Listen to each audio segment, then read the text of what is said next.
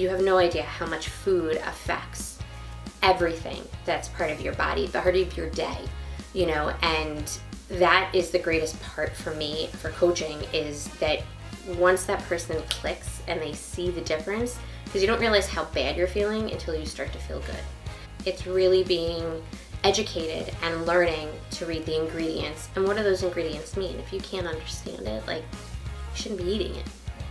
It's going to really be a problem for your body to metabolize that and to digest it. So it's really, I think, about educating people so that they understand what they're eating.